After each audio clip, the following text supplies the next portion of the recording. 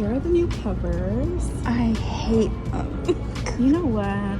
Right? I think my problem is the Akatar ones are so cute. The paperback Akatar. Yeah.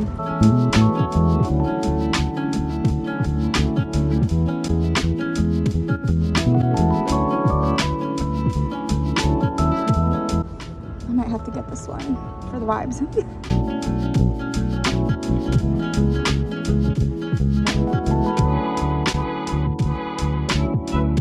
I'm obsessed with this cover. I don't even like pink like that, but this looks so good.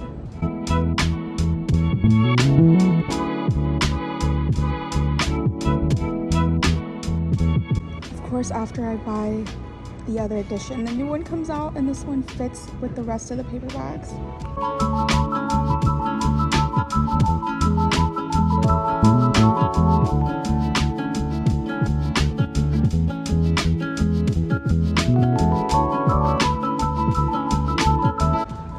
Wow, that is so cute. We love you.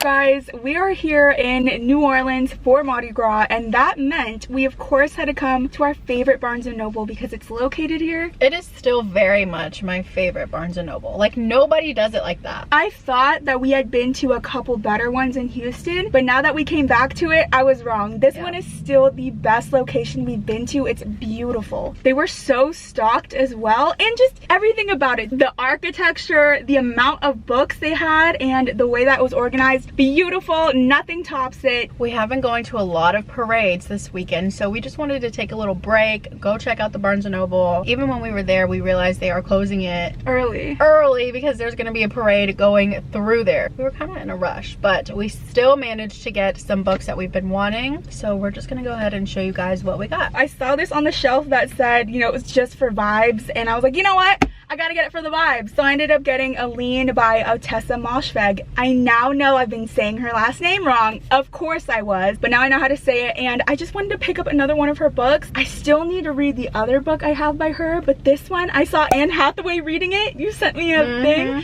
So I don't know if she was trying to say she just likes this book or if they're gonna make it into a movie adaptation. Either way, I wanna have it read. I love the cover of this one. I know it's more of a psychological thriller, but I really like how this author writes unreliable narrators, so I'm interested to see what this is going to entail. It was a National Book Critics Circle Award finalist. Do I know what that means? No, but to me that means it's really good. One of the blurbs on the back says, a remarkable piece of writing, always dark and surprising. And I heard that someone related this kind of to The Girl on the Train, just in the sense that even though it's a thriller, it's more character based than plot based. Normally I don't like that, but I did really enjoy Girl on the Train, so I'm hoping I like this one. I was finally able to get The Bodyguard by Catherine Center. I've been wanting this one for so long, and every time we go to our Barnes & Noble, they never have them in stock, so I was super excited to see it there today. I've been wanting to read a bodyguard romance for so long, and I know the second book in the Twisted series is a bodyguard romance, but you guys, I don't know. I think this is what I'm gonna go with. I was pretty shocked to know that the girl is the bodyguard. I like that. I do too. Like, okay, switch it up. Basically, the celebrity guy ends up needing a bodyguard because he has a stalker, but he ends up having to go back to his hometown, to his home, see his family, and he doesn't want his family to know that he had to hire this bodyguard. They end up having to fake date, and he's gonna bring her to his parents' house. And I think that sounds so cute. I think that sounds like a perfect rom-com. I just have really high hopes for this. And Catherine Center did host the Christina Lauren book signing that we went to, and she was so funny, so sweet. So I really want to support her and read this book. I think it sounds so good. Me too. If you like it, I'll get it. Okay. But what I did get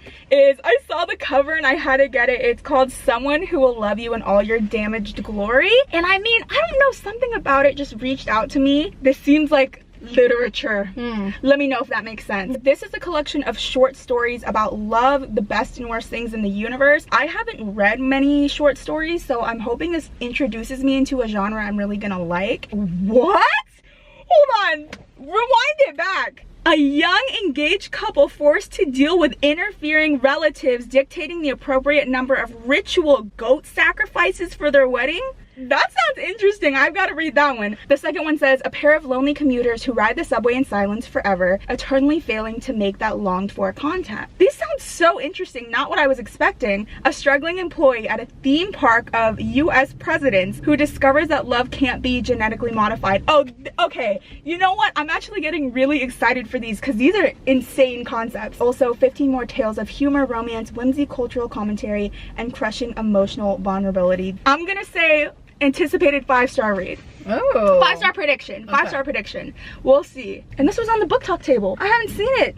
I haven't either. The next book I got, I did see it at Books A Million and I really wanted to get it. So when I saw this cover there at Barnes & Noble, I knew I just had to get it. Apples Never Fall. It is the author of Big Little Lies and I loved that show so much. Did you watch that show? That show was crazy. It's a gripping novel that looks at marriage, siblings, and how the people we love the most can hurt us the deepest. Okay. If your mother was missing, would you tell the police? Even if the most obvious suspect was your father. This is the dilemma facing the 4 Delaney siblings. Something ends up happening and 2 of the Delaney children think their father is innocent and 2 of them think that he's not. That's good. This is kind of reminding me of that show that was on Netflix, I think it was, where we don't know the true answer, but we think the husband pushed the wife down the stairs and she died, but he said he wasn't even there. And like some of the kids thought that he did it and then some of the kids thought that he didn't. I haven't seen that. It's a true story. And then they like made a documentary and then they made a mini series. But that's what this is reminding me of. Just kind of like half the family thinks, okay, he had to have done it.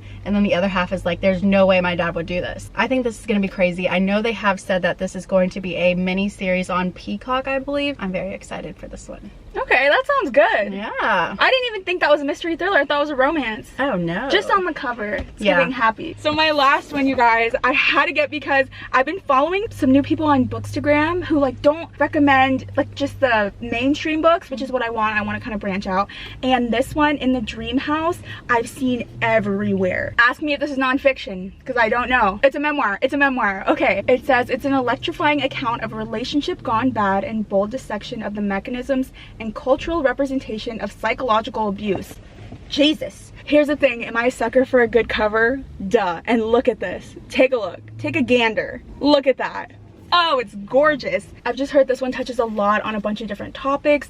I haven't read a memoir yet, even though I think I only have one, Jeanette McCurdy's, and I do want to read. I've just heard amazing things. I haven't seen a review that was less than 5 stars, which is crazy. So I want to kind of get more into nonfiction. This is the author of Her Body and Other Parties, which I see a lot too. So if I like this one, I want to get that one as well. But I like how I got some kind of different books this time. So, I'm proud of you. No YA mystery thriller. No YA, no mystery thriller. So hopefully this starts a new era, just for vibes. Me doing the same romance and mystery thriller. We were also, kind of in a rush. That's all we got, but beautiful Barnes & Noble. So that's gonna be it for today's video. Make sure to like and subscribe. Next week, we have that gigantic book sale happening. So we're hoping we have a large haul. Make sure to keep an eye out for that. We do post new book videos every week, so make sure to like and subscribe if you haven't already, and we will see you next time. Look how cute this is. They have a whole Lily Bloom side, and these books are like life size. That's really cute. This place just does it better. I want one of those in my room. The amount of floats that are passing by is hilarious. The floats are on the way to the parade we're going to tonight. I'm like watching them pass behind you. Oh my gosh, a little sneak peek. Witherspoon? Literally everyone. Reese Witherspoon. Reese Witherspoon. Reese Witherspoon is probably the most irrelevant one from that whole cast. Oh, I don't know anyone else in it. It's like crazy. Okay. Oh, look, it's a tennis court. Oh, and the four kids are the four apples who don't fall far from the tree. Come on. Wow. Come How did I on. not ever realize that?